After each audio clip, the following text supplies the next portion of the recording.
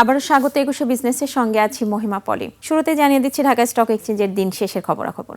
Dhaka stock এক্সচেঞ্জে সূচকের উত্থানী লেনদেনের সমাপ্তি হয়েছে আজকে এবং দিন শেষে আমরা যেমনটা দেখতে পাচ্ছি যে দর দিন শেষে দেখা যাচ্ছে যে ৪,৯৯৮ পয়েন্টে সূচকের অবস্থান রয়েছে এবং লেনদেন হওয়া প্রতিষ্ঠানগুলোর মধ্যে ১২৩টি প্রতিষ্ঠানের শেয়ারের দর বেড়েছে, সেখানে দর হারানোর সংখ্যা রয়েছে ১৮২টি। চলুন আমরা একটু দেখে নিই সূচকের কি অবস্থান রয়েছে ঢাকা স্টক এক্সচেঞ্জে, সেটি একটু দেখে নিব। যেমনটা বলছিলাম যে ৫ পয়েন্টের মতো ডিএসসির প্রধান সূচকটি বেড়েছে, ৪,৯৯৮ পয়েন্টে এই সূচকের অবস্থান রয়েছে দিনের শেষ পর্যায়ে। এবং আজকে লেনদেনের সমাপ্তি হয়েছে, কয়টি প্রতিষ্ঠানের শেয়ারের দর বেড়েছে সেটি একটু দেখে নিব। চলুন আমরা দেখে নিই যে দিন শেষে দেখা যাচ্ছে যে ৮২টি প্রতিষ্ঠানে আমরা দেখে নিব যে ১২৩টি প্রতিষ্ঠানের শেয়ারের দর বেড়েছে এবং ৪২৭ কোটি টাকার কিছুটা বেশি লেনদেন হয়েছে। আপনারা দেখতে পাচ্ছেন যে দিন শেষে লেনদেন হওয়া প্রতিষ্ঠানগুলোর মধ্যে ১৩৯টি প্রতিষ্ঠানের শেয়ারের দর বেড়েছে, দর হারানোর সংখ্যা রয়েছে ১৭০টি এবং অপরিবর্তিত প্রতিষ্ঠানের সংখ্যা ৮২টি। এবং সারাদিন জুড়ে লেনদেন হয়েছে ৪২৭ কোটি টাকার কিছুটা বেশি। তো দর্শক, ঢাকা স্টক এক্সচেঞ্জের দিন শেষের লেনদেন আমরা জেনে নিলাম। দর্শক, আমরা এবার দেখে নিব। দর্শক, আমরা এখন পুঁজিবাজার নিয়ে আরও বিস্তারিত জানতে আমরা কথা বলবো শ্যামল ইকুইটি ম্যানেজমেন্টের এবং ঢাকা স্টক এক্সচেঞ্জের পরিচালক মোহাম্মদ সাজেদুল ইসলামের সঙ্গে।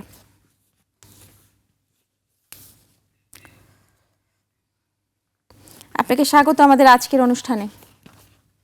জি পলি, আপনাকে অশেষ ধন্যবাদ। ২১শে টেলিভিশনের সমস্ত দর্শককে ধন্যবাদ। জি, আমরা আসলে ভালো সংবাদ নাকি খারাপ সংবাদ কোনটা দিয়ে আজকে শুরু করব আমাদের আজকের আলোচনা? না, আমরা তো আসলে সবসময় আশাবাদী থাকতে চাই। আমরা চাই যে পুঁজিবাজার ভালো চলুক, আমাদের বিনিয়োগকারীরা ভালো থাকুক। অবশ্যই আমাদের জন্য কোনো খারাপ সংবাদ আমরা চাই না। আমরা ভালো দিয়েই শুরু করি, শেষও যেন ভালো দিয়েই হয় ইনশাআল্লাহ। জি, তারপরে আসলে আমাদের খারাপ সংবাদগুলো অনেক সময় দিতে হয় এবং সেটা নিয়েও কথা বলতে হয়। তো প্রথমে যেহেতু ভালো সংবাদটা দিয়ে শুরু করতে চাচ্ছেন, আমি প্রথমটা বলবো যে রাষ্ট্রায়ত্ত ৫টি প্রতিষ্ঠানকে সরাসরি বাজারে তালিকাভুক্ত করা হবে এবং বাকি যে ৫টি বহুজাতিক কোম্পানি আছে তাদেরও পরবর্তীতে তালিকার আওতায় রাখা হয়েছে। যদিও এরই মধ্যে সরকারিভাবে তাদের পুঁজিবাজার আসার জন্য সম্মতি দেয়া হয়েছে, কিন্তু তারা তাদের নিজেদের পরিচালনা পর্ষদের সাথে আলোচনার প্রেক্ষিতে পরবর্তীতে সিদ্ধান্ত তারা জানাবে। এই বিষয়টা নিশ্চয়ই পুঁজিবাজারের জন্য একটা ভালো সংবাদ। আপনার কাছ থেকে শুনবো আরো বিস্তারিত। জি, ধন্যবাদ পলি, আপনাকে অশেষ ধন্যবাদ। আমি খুব ভালো একটি সংবাদ দিয়ে আপনি শুরু করেছেন যে আমাদের পুঁজিবাজারের জন্য ভালো কিছু কোম্পানি আমরা অনেক দিন ধরে চাচ্ছিলাম যে আমাদের এখানে ভালো কিছু কোম্পানি লিস্টেড হোক। তার ভিতরে আমাদের সবসময় চাওয়া ছিল যে আমাদের এখানে আমাদের ইকোনমিতে, আমাদের এনভায়রনমেন্টে ব্যবসা করছে, দেশের ভিতরে আমাদের সবকিছু ব্যবহার করে মাল্টিন্যাশনাল কোম্পানিগুলো, তারা আমাদের পুঁজিবাজারে লিস্টেড হয় না। আমাদের বিনিয়োগকারীর জন্য তাদের আসলে কোনো কমিটমেন্টও নাই। আর সেই সাথে সরকারি অনেক প্রতিষ্ঠান আছে, লাভজনক প্রতিষ্ঠান, যে প্রতিষ্ঠানগুলো তারা পুঁজিবাজারে লিস্টেড হয়ে বাজার থেকে তারা কিছু টাকা যদি উত্তোলন করে, এতে করে যেটা হবে আমাদের এখানে ভালো কোম্পানির যে স্কারসিটি যেটা আছে এটি কিছু কমবে। তবে এখানে আপনি যেটি ভালো সংবাদের কথা বলছেন, এখানে সবচেয়ে আশঙ্কার বিষয় যেটি হলো, এই বিষয়টি কিন্তু নতুন না, যেটি গতকালকেই হয়েছে বিষয়টি তা না। এর আগেও আমরা দেখেছি নানান সময় নানান অর্থমন্ত্রী তারা এই বলছে যে আমাদের এখানে ভালো লিস্টেড কোম্পানি, আমাদের সরকারি শেয়ারগুলোকে আমরা লিস্টেড করব, কিন্তু ব্যুরোক্রেটিক প্রসেসটা এত বাজে এবং আমাদের যারা ব্যুরোক্রেট বা যারা এই কোম্পানিগুলোকে রান করান, তারা আসলে তাদের অনাগ্রহের কারণে এবং সরকারের নানা নীতির কারণে এই কোম্পানিগুলো বাজারে লিস্টেড হয়নি এতদিন। অথচ এটি কিন্তু হওয়ার কথা ছিল না। হওয়ার কথা ছিল, আমরা যদি আশেপাশের দেশগুলোতে দেখি যে এইরকম তাদের এনভায়রনমেন্টের ভিতরে ব্যবসা করবে আর সেখানে তারা পুঁজিবাজারে লিস্টেড হবে না, বা সরকার থেকে তাদেরকে আসলে লিস্টেড করতে অনেক ক্ষেত্রে বাধ্যও করা হয়, কিন্তু আমাদের এখানে এই ধরনের কোনো ব্যবস্থা নাই দেখে এই জিনিসগুলো ঘটে নাই। তবে আমি এখানে আশাবাদী এবার হতে চাই যে তারা নিজেরা উদ্যোগী হয়েছে যে আমরা বাজারে লিস্টেড হব। তো এখন আসলে দেখার বিষয় যেটি হলো যে আদৌ এই কোম্পানিগুলো লিস্টেড হয় কিনা। এখানে আমার একটি শঙ্কার জায়গা আমি প্রকাশ করে রাখলাম, কারণ এই ধরনের উদ্যোগ আমরা এর আগেও নানান সময় দেখেছি। জি, তবে ৫টি সরকারি প্রতিষ্ঠানের কিন্তু এরই মধ্যে আইসিপির মাধ্যমে তাদের শেয়ার ছাড়ার একটা নির্দেশনাও দেয়া হয়েছে। সেটা কিন্তু আমরা ধরেই নিচ্ছি যে এই ৫টি রাষ্ট্রায়ত্ত সরকারি প্রতিষ্ঠান আসছে এবং আপনি যে বহুজাতিক ৫টি কোম্পানির কথা বললেন, তাদের কিন্তু বিভিন্ন প্রণোদনামূলক কর ছাড়ের একটা ব্যবস্থার এরকম একটা সুপারিশ কিন্তু আসছে। তো আমরা আশা না করছি সে হয়তো এটি আসবে। ভালো, এটি ভালো। আমরাও চাই যে এই ধরনের কোম্পানিগুলোকে বাজারে লিস্টেড করার জন্য যদি তাদেরকে কিছু প্রণোদনা দিয়ে হলেও বাজারে নিয়ে আসা যায়, এটি বাজারের জন্য, দেশের ইকোনমির জন্য একটি ভালো সংবাদ, খুব পজিটিভ একটি সংবাদ। জি, এটি তো হলে খুব ভালো। কিন্তু আমি আমার শঙ্কার জায়গাটা প্রকাশ করে রাখলাম, কারণ আমরা এই ধরনের উদ্যোগ এর আগেও দেখেছি, কিন্তু উদ্যোগের আসলে বাস্তবায়নটা দেখি নাই। আমরা চাই নতুন সরকার আসুক, নতুন সরকার এসে এগুলোকে বাস্তবায়ন করুক আমাদের ইকোনমির জন্য। তারা যদি পজিটিভ কিছু করেন আমরা ওয়েলকাম করতে চাই। আমাদের বাজারে বিনিয়োগকারীরা তো বসে আছে এই ধরনের কোম্পানিতে বিনিয়োগ করার জন্য। আপনি জানেন যে আমাদের এখানে আসলে বিনিয়োগযোগ্য শেয়ারের সংখ্যা খুব কম। আমরা সব সময় আমাদের এই বিনিয়োগকারীরা প্রতারিত হয়েছেন নানান ধরনের বাজে বাজে শেয়ারগুলোকে আমরা বাজারে বিনিয়োগ লিস্টেড করেছি, এই কোম্পানিগুলোতে তারা বিনিয়োগ করে প্রতারিত হয়েছেন। আমরা চাই বাজারে ভালো কোম্পানি লিস্টেড হোক, বিনিয়োগকারী যেন আর প্রতারিত না হন। এখন এই যে আসার কথা আমরা বলছি, আবার যেন এই বিনিয়োগকারীরা যেন নিরাশ না হন। আমরা চাই, আমরা দোয়া করি যে আমাদের সরকারের বোধোদয় হোক, তারা যেন আমাদের বাজারে বিনিয়োগকারীদের জন্য ভালো কোম্পানির আনার ব্যবস্থা করেন। তারা যদি উদ্যোগী হন, আমাদের প্রাইভেট সেক্টর কিন্তু আরো অনেক ভালো ভালো কোম্পানি বাজারে লিস্টেড হওয়ার জন্য উদ্যোগী হবেন এবং তারাও সাহস পাবেন তখন। এখন যেটি আশঙ্কার জায়গা যে আসলে সরকারি ভালো শেয়ার থাকতেও লিস্টেড হয় না, এই ক্ষেত্রে অনেক ব্যক্তি উদ্যোক্তা তাদের কোম্পানিকে লিস্টেড করতে তারাও আগ্রহী হন জি। না। এখন দেখার বিষয় হলো যে এই কোম্পানিগুলো যদি লিস্টেড হয়, এটার দেখা দেখে আরো অনেক কোম্পানি, নতুন কোম্পানি, ভালো কোম্পানি আসবে, সরকারি শেয়ারও আসবে।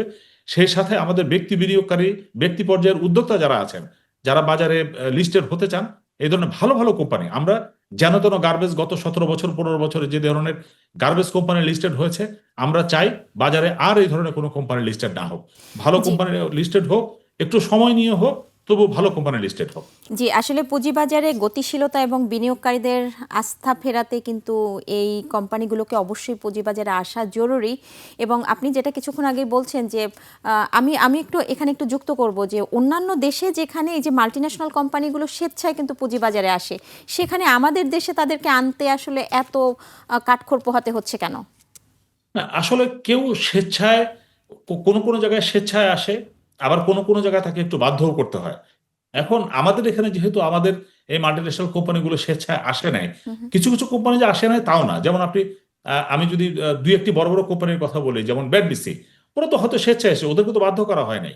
জি, আরো কিছু কোম্পানি আছে তারা স্বেচ্ছায় এসছে, কিন্তু আরো অনেক কোম্পানি আছে যে আমাদের এনভায়রনমেন্টে, আমাদের এখানে ব্যবসা করছে, আমাদের রিসোর্স ব্যবহার করতেছে, কিন্তু তারা আমাদের দেশের জন্য তাদের কোনো কমিটমেন্ট নাই, বা দেশের বিনিয়োগকারীর জন্য, দেশের মানুষের জন্য কোনো কমিটমেন্ট নাই।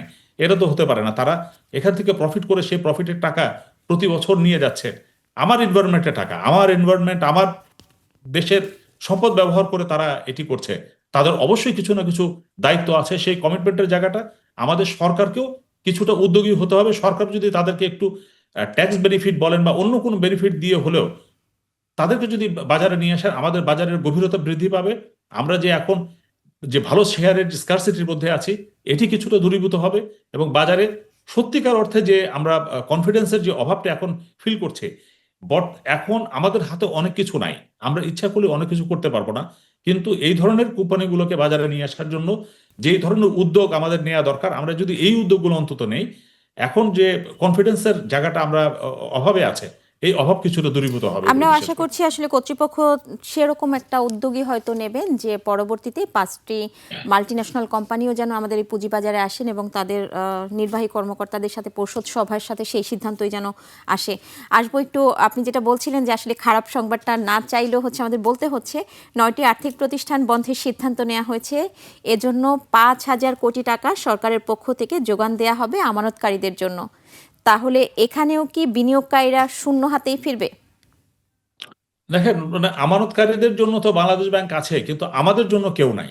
আমরা সরকারের কাছে বারবার বলেছি যে আপনারা যে ধরনের পলিসি গ্রহণ করেন না কেন, আজকে এই ব্যাংকগুলো বা এই এনবিএফআই গুলো নষ্ট হওয়ার মূল কারণটা হলো সরকারের বিভিন্ন পলিসি। সরকার যে পলিসির ভিতরে নিয়েছে, এই পলিসির কারণেই কিন্তু আজকে এই ব্যাংকগুলো বা এনবিএফআই গুলো ধ্বংস হয়ে যাচ্ছে, তারা জিরো হয়ে যাচ্ছে। কিন্তু আমাদের বিনিয়োগকারীদের যদি আবারও শূন্য ঘোষণা করা হয়, বিনিয়োগকারীরা কোথায় যাবে, বিনিয়োগকারীরা কোথা থেকে এই ইয়েগুলো পাবে, যে তাদের তাদের যদি এটা জিরো হয়ে যায় তাদের কম্পেনসেশনটা কে করবে? আমরা আশা করি যে এই গত পাঁচটি যে কদিন আগে পাঁচটি ব্যাংক যেভাবে বন্ধ করেছে, আমাদের শেয়ারকে শূন্য ঘোষণা করা হয়েছে, এইবার যেন অন্ততপক্ষে এই এনবিএফআই গুলোর ক্ষেত্রে যেই কোম্পানিগুলো লিস্টেড তাদের ক্ষেত্রে যেন অন্ততপক্ষে এতটুকু করা না হয়। যদি আপনারা ইয়ে করতে চান, যে আপনারা লিকুইডেশনে যেতে চান, ভালো, কোনো সমস্যা নাই। আপনারা বিনিয়োগকারীকে, আপনারা ডিপোজিটরকে যেরকম দেখছেন সেই সাথে যদি বিনিয়োগকারীদেরকেও দেখেন, অন্ততপক্ষে বিনিয়োগকারী আপনারা একটা দাম মূল্য ঘোষণা করবেন।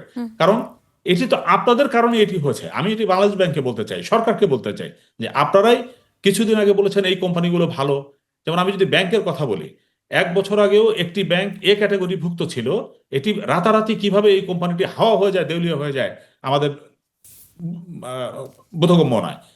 বাংলাদেশ ব্যাংকের অনুমোদন নিয়ে এই কোম্পানিগুলো ডিভিডেন্ড ডিক্লেয়ার করেছে, তারা ডিভিডেন্ড দিয়েছে।